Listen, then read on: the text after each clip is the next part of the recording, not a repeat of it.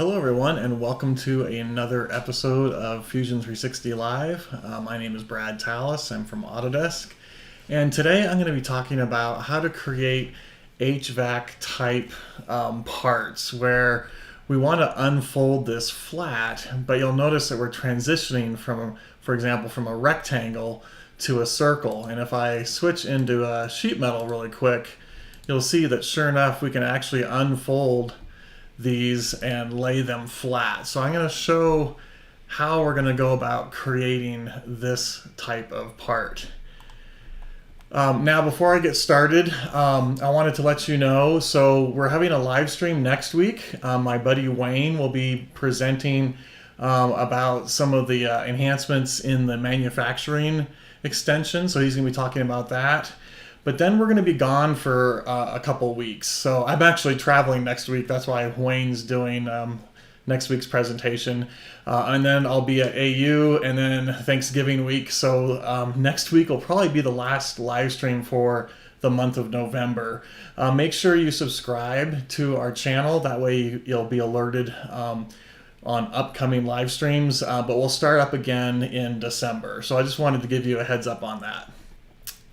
Okay, so let's jump in. In fact, I think Wayne's going to be on the keyboard for me today. Aaron was pretty busy with customers, so Wayne said he'd help me out. But he's actually on a call with a customer right now, so he'll hop on here in a little bit.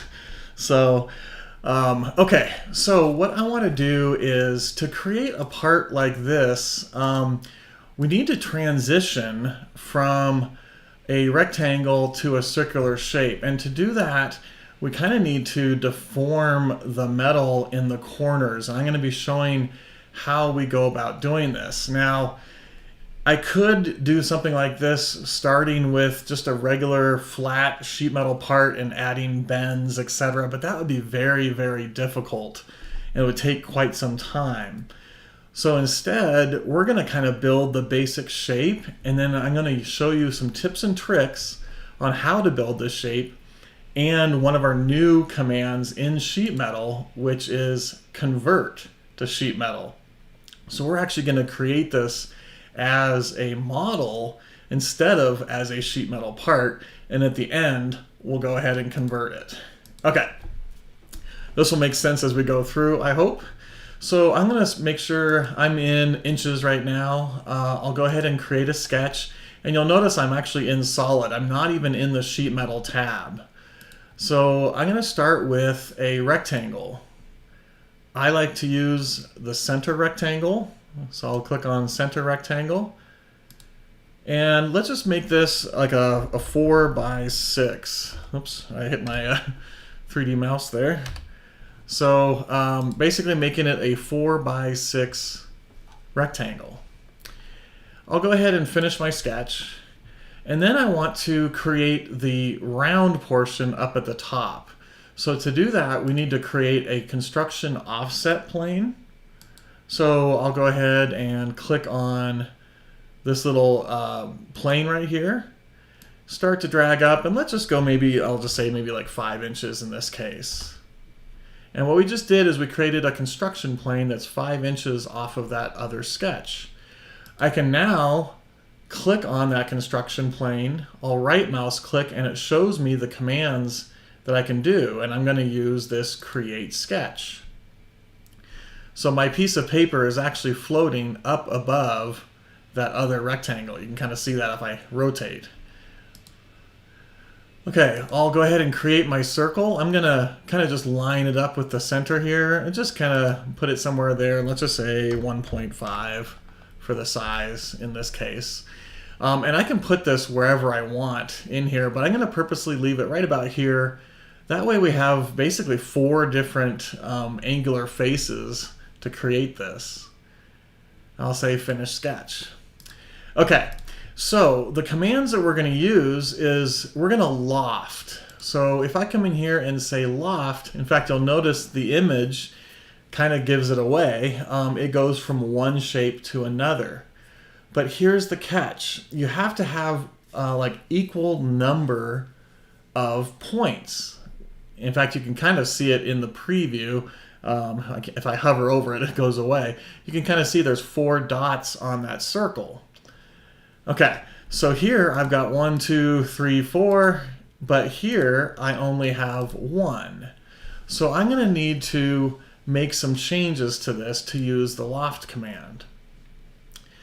The second thing I'm going to have to do is I'm going to need to break the rectangle. I'm going to have to kind of round over the corners and then basically break it into a couple different segments, and we're going to loft those segments as individual faces. You can kind of see I'm selecting them here. And this is where the tips and tricks really kind of come into play. Okay, so I'm going to go back to my first sketch, and let's go ahead and let me go ahead and fillet the corner here. So I'm just going to use the 2D fillet command, this right here. So I can select that edge and that edge. And then it's asking for a size. I'm going to do something fairly small. Let's just do maybe like 0.125. And I'm going to do that on all 4 corners. Okay. Now, as I was practicing this and trying things out, you can use the mirror command and kind of speed things up. But I find that sometimes the mirror command can be a little bit touchy. And so I'm going to actually do everything on each corner just to make sure I'm getting the exact results that I want. Okay, if I zoom up on this corner, we can now see that we have this rounded section here. And I need to split this or break it into a couple different steps because we basically need to kind of fold our sheet metal like I showed. If I zoom up here, you can kind of see how it's folded into a couple different steps. So I'm not saying this is the perfect way of doing it, but I thought of a cool way of making exact steps here, and that is to actually use the polygon command. And check this out. I'm going to use circumscribed polygon. Okay. Then I'm going to change to this option to construction because I want to make sure I'm not creating like object lines. I'm kind of just using this for reference. So I'm going to go ahead and click on that construction option, and now anything that I draw will be in construction. And check this out. As I start to move, you can see that it's going to create a circle with, in this case, 6 edges circumscribed around it. And you can see that they're construction lines. So I'm going to go ahead and change from 6 to 12. And you can kind of now see how there's more lines. And then all I'm going to do is kind of come down here, and you can kind of see it snap to the end of my horizontal line and the beginning of my curve. Okay, so you can kind of see I picked the center point of my fillet, and then I'm just going to click right there, and let's zoom up and see what happened. So it created this construction line polygon for me, and now these lines are intersecting there and there. So I basically have 3 segments. I have one segment that goes from here to here, one segment that goes from here to here, and another segment that goes up to here. But you'll notice that this is all one line right now. So what we're going to do is we're going to use, under Modify, there's a command in here called Break. And it basically breaks the object until the next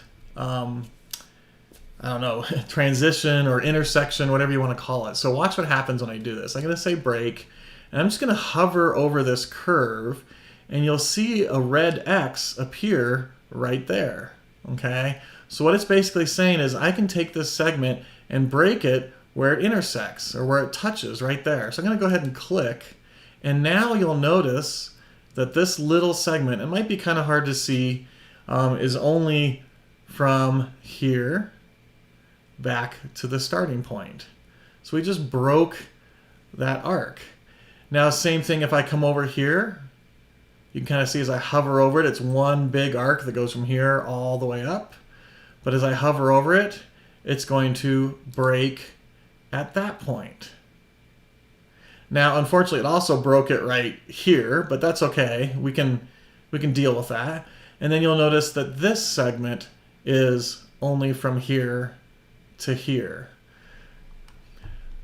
So again, I'm not saying this is the way you have to do it. I just thought this was a quick way of creating a polygon. Instead of maybe, I could have done some angular lines and rotated them every 25 degrees or something like that. But here I just used existing geometry, this polygon geometry, to break that corner. So a little repetitive. I'm going to do the exact same thing a little bit faster this time in this upper right corner. So I'll say polygon, circumscribe polygon. Make sure my construction is checked, which it is. And you'll notice it only has 6 edges. So here's another tip. If you didn't know this, I could type in 12. But if I click this little down arrow, it remembers the last numbers that I've used. So the last number I used was 12, so I don't even have to type it in. Oops, I was a little bit off on that one, so I'm gonna make sure I do that correctly. So circumscribe that, I'll click. Again, using this little down arrow, I'll say 12, and then make sure I move straight up. Then, once again, I'll just say break, and it's going to break at those little red X's. And there we go. I now have 3 separate segments. So you can kind of see I've got this one segment right there, I've got this segment right here, and then I've got this segment right there. Okay. Now, like I said, I could probably mirror this, but I just want to make sure that everything is exact, especially when I'm using my loft command. So I'm just going to recreate this in each corner. And it goes pretty quick once you kind of get the idea of what you need to do. So I'm just going to break and break, call that good, and then come down here and do one last one real quick. So I'll do my polygon. Excuse me. I'll click there and click down there. Okay. Unfortunately, it looks like Wayne is having issues getting logged in, so there might not be any answers on your chat until the end. I'll try and take some time to review those. I apologize. So let's come in here and break. A lot of my coworkers are at the SEMA show in Las Vegas this week, so we've been pretty crazy busy. Okay, so I've done all 4 corners. I kind of need to do the same thing up here. So I'm going to edit that sketch, and this will actually go a little bit quicker. But I'm going to draw some lines that go straight across, like so, and maybe a line that goes up and down, like this. Okay, just for reference.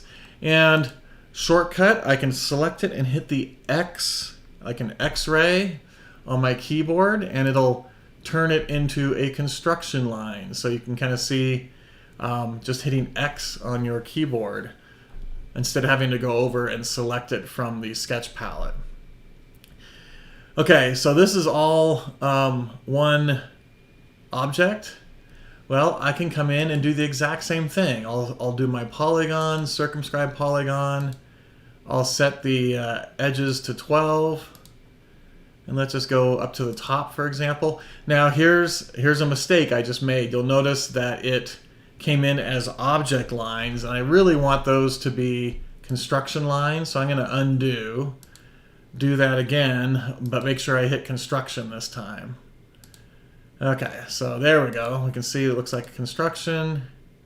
I'll go to the top, and then I'm going to split or break all of these segments. So here you can really kind of see it's going to go from there to there, and then it's going to break to that segment there. So I'm just going to kind of walk around and just click on all of these. And like I said, I think this is a pretty fast way of doing it. I could have used angular lines to kind of define all those points, but now you can see I've got a whole bunch of separate segments. Okay. Now I'm ready to start building this thing. So to go from one shape to another, we're going to use the loft command. And under surface, so I click on my little surface tab right here.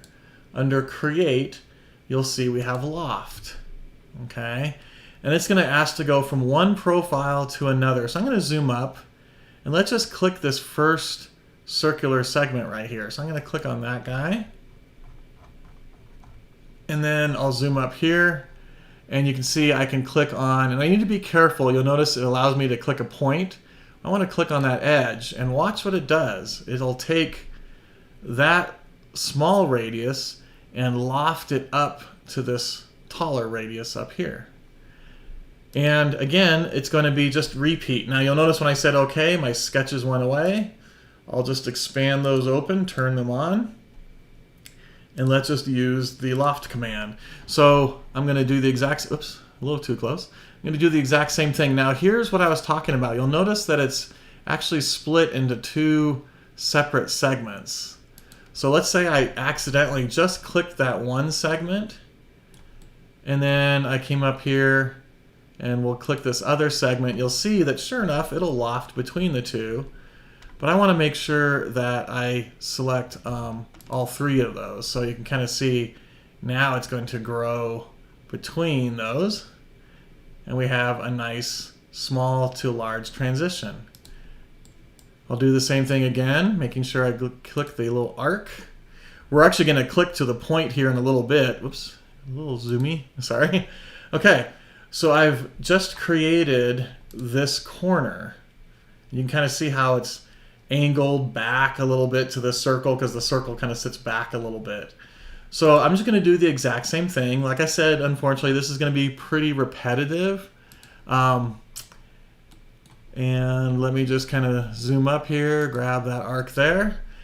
Now you'll notice this time it leaves an opening, and we're going to come back to that here in just a moment. But I'm going to repeat my last command. And again, I hope you all know this. If I right mouse click, I get this marking menu, and you'll notice this blue radar and this black line. Well, this is what we call a gesture. And so if I were to right click and drag straight up, it's going to repeat my last command. If I were to drag to the left, it would do an undo. Okay? So for example, I'm not in any command right now, and if I just right click and drag straight up, you'll see that it repeated the loft command. It's a real fast way of running the same command that you just did over and over again. Okay, so you'll see me use it quite a bit as we're doing this. So I'm going to make sure I grab that little segment there and that little segment there. I'll say okay, drag straight up, grab that segment and that arc there. Okay, so now you can see that we've built basically one side of this. And this is what we call a surface. There's no thickness to this whatsoever. It's almost like a piece of paper. Okay? Now I'm going to use the loft command again, but this time I'm going to pick on this straight edge right here. And if I zoom up, you'll notice I can go to edges, etc., or I can go to a point. So I'm just going to click on that point, and you can see that it's going to loft from that edge up to that point, and we've basically kind of sealed the back or the side of our part there. Okay, so again, let me just quickly generate these lofts for you. And the cool thing about this project, this is something you can do. I don't need to attach a file or anything like that. You can build this yourself using the dimensions that I used. I just did a 4x6 and I think 1.5 inches for the circle. Okay, let me make sure I get the curve and that segment there. Say okay. I'll drag straight up to repeat my loft command and finish. Whoops, a little too far. I'll do this guy and this guy up here. I'll say okay. And I'll come down. Make sure I grab all that, which looks good. And then I'll do one last one here. And then we can kind of join everything together. So again, like I said, a little bit of upfront time to do this. And again, we're just trying to simulate how this is going to work. Okay, so I'll use the loft command just to fill in these other places, I'm going to go ahead and click there and there. In fact, you know what? I might even turn off my sketches. Actually, that top sketch I'll turn off, just so it's not in the way. I'll use my loft and I'll click there, and yeah, so notice it's not catching to a point, it's trying to catch to an edge. So I do have to have that sketch turned on to catch to that particular point. So let me go ahead and do this guy and that guy, and then finally I'll do this back edge and that point right there. Okay, so we now have this shape, and I'm going to go ahead and turn off my sketches. I don't need those anymore. But you'll notice that it's hollow and it's thin walled. And if I were to expand open my bodies, you'll notice that these are all individual faces. We have a whole bunch of them. Looks like 16 faces. Okay, I want these to be all one face. So I'm going to come in here and use the stitch command. I want to stitch these faces together. So I can say stitch, and you'll notice it allows me to click one face, and then I can click another face, and you'll see that green line kind of highlights, and that shows that that's a valid stitch. If I were to say okay, those were stitched together. So you can see body one went away, right? And it's right there as two faces that were stitched together. I'm going to undo back. Okay, so we basically need to stitch all of these together. They're individual pieces of fabric, and if we wanted to join them together, we'd sew them or stitch them together. So I'm going to say stitch, and I'm just going to do a crossing window. Now notice what it looks like. It's yellow and dashed. And that's because I went from right to left. If I went from left to right, you'll notice it's a selection window. It'll only select whatever's inside that window. But if I go this way, it's going to select anything that's inside it and anything that it crosses. So you can see that I was able to select all of those faces, those bodies. I'll say okay, and now it is stitched into one. And for some reason, I'm not sure why. Sometimes the stitch does that where it gets rid of my line. So I might have to do this one at a time. Let me just try this really quick. I apologize, guys. Let me make sure. Yeah, I don't know. Man, I do not know why it's doing that. It worked perfectly in my multiple times I tried this out, and every once in a while it would get rid of those lines, and I'm not 100% sure why. It could be because of my tolerance or something like that. Let me try making my tolerance go really small and see if I get, no. Let me try that again. I'm not going to spend too much time on this. If it doesn't work, I'm just going to keep moving forward. Not 100% sure why it does that to me sometimes. Let me say okay. Yeah, so it's not going to do it. I don't know why, guys. And it might have been because of the sketch. And this is exactly the reason why I said I don't like to use mirror, because I want to make sure everything worked correctly, and sure enough it did not. So there we go, right? Okay, I'll just do a small transition. I'll stitch these together. It'll still work, but the flat layout will look a little bit different. So I might have maybe not caught to the right point or something. We'll see. Okay, so now I have this one body. And what I can do is come in here and say thicken. I want to give it some thickness now. So what are the faces? I'm going to go ahead and click on that one face. And I can specify a distance. So you can kind of see as I start to drag, it gives me some thickness there, right? So you can kind of see that. Well, I want to go, let's just say 0.05. And right now it's going into the part. Maybe I want it to go the other direction. So I'm going to say minus 0.05. So that way the inside stays, 4 by 6, for example, and the inside of the circle stays 1.5. So we're adding material to the outside. Now I'm giving it a distance of 0.05. Now this isn't a rule, like a sheet metal rule. You'll see that here in a moment. but I am giving it an equal thickness. So I'll go ahead and say OK. And now we actually have a physical body. Okay. We still have, you can see we have our surface that we used, but it's now thickened into its own body. Okay. What we're going to do now is if I were to try and unfold this, there's nothing to unfold to. We need to basically create a rip through the part because it's going to be laid out flat, and then it's going to be bent and folded together, and maybe it's going to be welded along that rip. So I'm going to just physically machine a rip into here. So I'm going to create a sketch, and I'll just do it maybe like on this front face right here. I'm just going to draw a rectangle. I don't really care what size right now. I'm just going to do something like that. Actually, I lied. I do care about what size. Let me go like this. And I'm going to tab over. And I'm going to make the gap thickness basically the same thickness as my material. So I'm going to say 0.05. And then I'll go ahead and click. So I don't care about the height of it, but I did care about the width. I want it to be 0.05. And then what I can do is I also want it to be centered. So I'm going to use a constraint. I'll use my midpoint constraint, and I'll say I want that line centered on that point. And you can see how it moved it up. It's perfectly centered, and it's the correct thickness.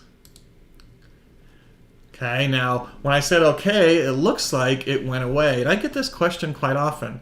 I create a sketch and it went away. Well, notice I had turned off my sketches. The eyeball is crossed out. Well, if I click on that, it'll turn my sketches back on. And I can turn whichever sketches I want on. So just this guy. Whoops, way too far. Let's go ahead and extrude this. Now you'll notice where it's sitting. I can extrude this direction, but I need to go in two different directions, two different distances. So I'm going to change from one side to two sides. And what this does is it brings up another arrow, and I can drag a particular distance in that direction. So I'm basically making sure I'm cutting all the way through the front sheet metal face. You can kind of see that here. I'll say OK, and we now have a rip that goes down through the part. You can kind of see as I rotate how that looks like it's going down through the part. Okay, here's where the magic happens. Now I want to turn this into a sheet metal part. So I'm going to go over here to sheet metal, say create, convert to sheet metal. Okay. What's the source? I just have to click on this. Now you'll notice a couple things happen here. What it does is it detects the thickness of this object, and it says that it detected it's 0.05 inches thick. Then it brings up my library and it tries to find an existing material that has that thickness. Now unfortunately none of these do. You can see I've got 0.125, 0.0625 or whatever. And so you'll see it says note thickness will be changed to 0.05. So I can come in here and say, is it stainless steel? Is it aluminum? Is it steel? So in this case I'm going to say aluminum. So I'm just going to click on aluminum. And right here it'll say thickness will be changed to 0.05. Now here it's kind of grayed out, but it's really cool. I should have picked the thickness that I already had, like 0.0625. But when you actually, for example, if this is 0.0625, it would find it in my library and it would select that automatically for me. It's really kind of slick.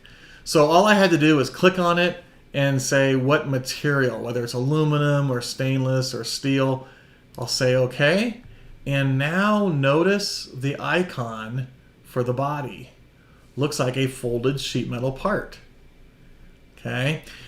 Also notice that we now have a rule called aluminum, and it says convert. And the reason it says convert is because it figured it out from the model. In fact, if I were to view this rule, we can come in here and verify that sure enough it's 0.05 thick.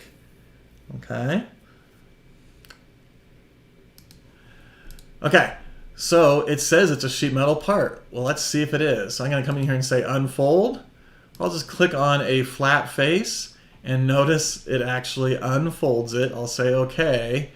And like I said, I was hoping to see the edges over here. So we'll pretend these are rolled and these are more kind of bent or whatever. But you can see that it actually creates the correct shape here. I could cut this out on a water jet or a laser or plasma, whatever, and fold it. So I'll come back and say refold faces. So the key thing here that I wanted to show was that you can start with a model that isn't even a sheet metal part. In this case, we used loft and we kind of went from one shape to another. But you could even start with like a soccer ball shape, right? With all those flat faces, and then you would have to make sure you have an opening in there somewhere, and you could unfold that to a flat sheet metal part. Okay, so let's take this kind of to the next level. I want to create some flanges that come down off of this that maybe will help attach it to a rectangular duct work, for example. So I'm going to just kind of zoom up on here. I'm just going to click on this front edge, right mouse click, and you'll notice it says flange. Okay, so again, this is that marking menu thing I was telling you about. I could just drag down to the right and it's going to run the flange command. So as you get more proficient with the product, when you start knowing where these are at, like press pull is at 2 o'clock, you could just right click and drag to press pull at 2 o'clock. Okay. So I'm in the flange command, and notice if I start to drag this, it's going to, bend that for me at 90 degrees. Okay. However, I want it to go straight down. Well, what is straight down? If I look at it from the side, I could rotate this and try and get close. I might have to zoom up here, but I want to be exact. Okay. Now that looks close, but if we zoom up here, you can kind of see it's at an angle. So how would I figure out what that should be? Okay, so I'm going to show you. Oops, hello, fit. Sorry, I rotated way out of space. I'll show you a neat tip. So I'm going to go ahead and click on that edge, do my flange.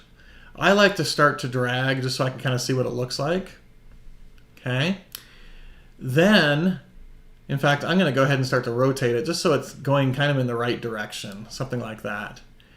What I want to figure out is what is the angle between that angled face and a flat face. Well, you'll notice I don't have a flat face on this design. So check this out. I'm going to, under angle, I'm going to click on this little down arrow and I'm going to say measure. Okay, and you can see my cursor has a little ruler.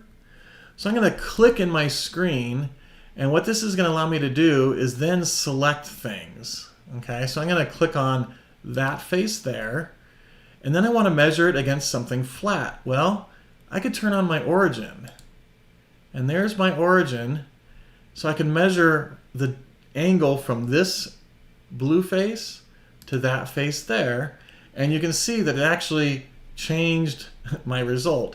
And it says it's 25.49 degrees. Well, that's going in that direction. Let me change that to a negative 25. And now we can see that sure enough, it's going in the correct direction. Okay, I'm going to do that again. I know that was kind of lengthy and talky there. So I'll do the same thing right here. Okay, I want to know that direction. So I'm going to turn my origin on so you can kind of see it. I'll say flange. I'll start to drag. What's my angle? So I'm going to click that little down arrow next to the angle, and instead of typing in something, now I could use the last one, which I should, but I'm going to say measure. And you notice what I said earlier when I said click in the screen, because like right now if I click, nothing happens. And now that I've clicked, it allows me to select something. So I'm not sure why we'd require you to do that, but basically you're saying, okay, I'm going to measure. So I'm going to measure that to that, and it figured out the angle, but it's going the wrong direction, so I'm going to go in the opposite direction, the negative direction. Okay?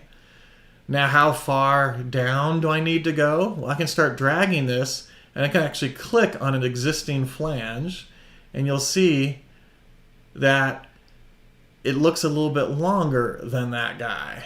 Okay? So I snagged it to that point. Well, the reason is for this height datum, and I have a really cool live stream all about sheet metal, what the height datum and bend positions mean. But if I go to outer faces, you'll see that that lines up. Okay. In fact, I'm going to make this an even height. Let's just go 0.5. And I'm going to do the same thing for this one because I don't think I paid attention. I'll say 0.5. I'll do outer faces on that. Say okay. Yeah, there we go. So now they're the same height. Okay. So same thing. Now this is a different angle. So I'll click on that edge, flange, start to drag, do my measurement from, so I click on the screen, I'll click there, and this time I'm going to click the other plane, that plane there. Notice it's actually a totally different number. The other one was like 25. This one's 24. So I'll say negative, and I'll do my 0.5 for the height. Okay? So that's how you're able to get exact angles to do this. Okay? Okay. Now I could do the rest. I'll just do those really quick so we can. Oops, that was a measure. I want to do the flange command. So I'll do that. Instead of having to measure, I'm just going to come in here and say minus the 24 and the 0.5. But I do need to make sure the back one, it's at a slight angle. If I look at it from the side, you can see it's at an ever so slight angle. So I'm going to have to measure this one. Okay, so I could come in here, do my flange, start to drag, measure one more time. I'll say measure this flat face against that flat face.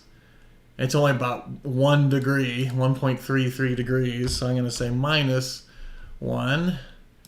And let's do the 0.5. Okay. Okay, so now I have this particular shape. One thing that I typically do is I'm working with sheet metal parts, and I should have done this as I was going around, but I like to unfold every few steps just to make sure that this part is still manufacturable. And it looks like it is. So it looks like we're good there. Every once in a while you'll do something and it'll cause sheet metal to fail and it won't unfold. Maybe you kind of destroyed a bend relief or something like that using an extrude command or something. So I like to unfold every so often just to make sure that it's still a valid sheet metal part. Okay. Okay, so that's basically the extent of this. Now, what's kind of neat is I could come back and make changes. So for example, this plane I put way up high, I said was 5 inches. Let's move it down to like 3 inches. Say okay, and hopefully that'll update. And sure enough, you can see that it did. Okay, so I could come back and make changes, for example, to my sketch. Let me turn on that other sketch so I can kind of see it. I could move this circle, to the center here. Finish my sketch. And sometimes it works, sometimes it doesn't, but in this case you can see sure enough it did. It really kind of depends on how you built it. And so I can come back and make changes to this, and all of that upfront work that I did, all of these lofts that I did, still work, which is really kind of cool. Okay. Okay. Now, I'm going to go ahead and show you another tip. If you didn't know this, I have all of these lofts. In fact, I'll even select these stitches. I could right click on this and say create group. And what that's going to do is really simplify my timeline. So now you can see that there's like these three little icons, and if I hover over that, you can see there's all my lofts inside that group. So same thing with here, I could group together all of my flanges if I wanted to. I can even come in and rename those if I wanted to rename that group. So I could call it tabs or something. And now if I hover over that, you'll see that it's labeled tabs. So kind of a cool way to simplify your timeline. Okay. So I just glanced over really quick. I saw Ron said, hey, you could probably like 3D print this, use it as a fan shroud or something like that for your 3D printer. Now notice the angles changed because I changed the size, so I would have to go back and remeasure, but that's what's really cool about, let me find that flange, it's this guy right here. So all I have to do is say measure the angled face with the flat face and give me the difference of that, and now it's straight up and down again. So that's what I love about parametric design. Okay, again, I'm not saying this is how you would design HVAC equipment. Honestly, I wish we had some functionality in our sheet metal that did these folds for you, and maybe that'll be down the road on the roadmap for sheet metal. What I was showing here is just a process. Like if you had to do something like this, there is a way. It's not the fastest way, but there is a method to doing this, and that's why I really wanted to show this. Hopefully you learned some tips and tricks with this. I'm going to pause for a second. I'm going to glance at the chat. I apologize, Wayne wasn't able to join in, so I was going solo today. Again, make sure you watch his live stream next week. And then a quick review will be off for a couple weeks. For those observant ones of you, you'll notice I have a new toy in the background. I'm actually going to be doing a review of this printer and maybe how I would go from a Fusion design part right to the printer. Because I know we get a lot of questions about, you know, I bring in an STL and it's the wrong size and all kind of stuff. So I'm probably going to do a little series on 3D printing. So Ron, hopefully that helps you out there. So let me glance at the chat really quick. You guys can stare at me. I don't know if there was anything glaring.